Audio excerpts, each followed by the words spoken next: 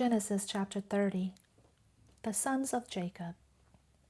Then Rachel saw that she bore Jacob no children, so she became jealous of her sister, and she said to Jacob, "Give me children, or else I die." Then Jacob's anger burned against Rachel, and he said, "Am I in the place of God, who has withheld from you the fruit of the womb?" And she said, "Here is my maidservant Bilhah. Go in to her, that she may bear on my knees, that through her I too may obtain children." So she gave him her servant woman Bilhah as a wife, and Jacob went in to her. And Bilhah conceived and bore Jacob a son. Then Rachel said, "God has rendered justice to me, and has indeed listened to my voice, and has given me a son." Therefore she named him Dan. And Rachel's servant woman Bilhah conceived again, and bore Jacob a second son. So Rachel said, "With mighty wrestlings I have wrestled with my sister, and I have indeed prevailed." And she named him Naphtali. Then Leah saw that she had stopped bearing, so she took her servant woman Zilpah and gave her to Jacob as a wife. And Leah's servant woman Zilpah bore Jacob a son. Then Leah said, "How fortunate!" So she named him Gad. And Leah's servant woman Zilpah bore Jacob a second son. Then Leah said, "Happy am I, for women will call me happy." So she named him Asher. And in the days of the wheat harvest, Reuben went and found mandrakes in the field, and brought them to his mother Leah. Then Rachel said to Leah, "Please give me some of your son's mandrakes." But she said to her, "Is it a small matter for you to take my husband? And will you take my son's mandrakes also?" So Rachel said, "Therefore he will lie with you tonight in return for your son's mandrakes." Then Jacob came in from the field in the evening, and Leah went out to meet him and said, "You must come in to me, for I have surely hired you with my son's mandrakes." So I lay with her that night. God listened to Leah, and she conceived and bore Jacob a fifth son.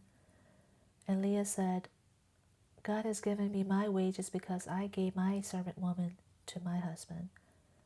So she named him Issachar. Then Leah conceived again and bore a sixth son to Jacob. And Leah said, "God has gifted me a good gift. This time my son will honor me, because I have borne him 6 sons." So she named him Zebulun. Afterward she bore a daughter and named her Dinah. Then God remembered Rachel, and God listened to her and opened her womb. So she conceived and bore a son and said, "God has taken away my reproach." And she named him Joseph, saying, "May Yahweh give me another son." Jacob names his wages. Now it happened when Rachel had borne Joseph that Jacob said to Laban, "Send me away, that I may go to my own place and to my own land. Give me my wives and my children, for whom I have served you, and let me go. For you yourself know my service which I have rendered you."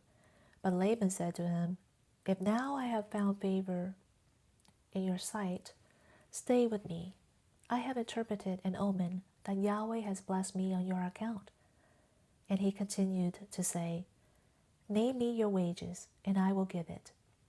But he said to him, "You yourself know how I have served you, and how your livestock have fared with me. For you had little before I came, but it has spread out to a multitude, and Yahweh has blessed you at every step of mine. But now, when shall I provide for my own household also?" So he said, "What shall I give you?" And Jacob said, "You shall not give me anything. If you will do this one thing for me, I will again pasture and keep your flock. Let me pass through your entire flock today, removing from there every speckled and spotted sheep, and every black one among the lambs, and the spotted and speckled among the goats, and such shall be my wages." So My righteousness will answer for me later, when you concerning my wages. Everyone that is not speckled and spotted among the goats, and black among the lambs, if you found with me, will be considered stolen. And Laban said, Behold, let it be according to your word. So he removed on that day the striped and spotted male goats, and all the speckled and spotted female goats, every one with white in it, and all the black ones among the sheep, and gave them into the care of his sons. And he put a distance of 3 days' journey between himself and Jacob was pasturing the rest of Laban's flocks. Then Jacob took fresh rods of poplar almond and plane trees, and he peeled white stripes in them, exposing the white which was in the rods.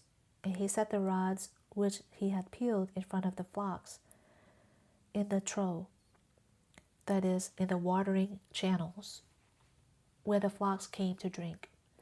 And they mated when they came to drink.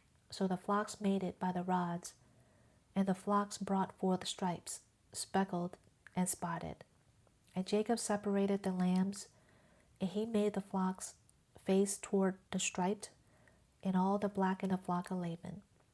And he set his own herds apart, and did not set them with Laban's flock.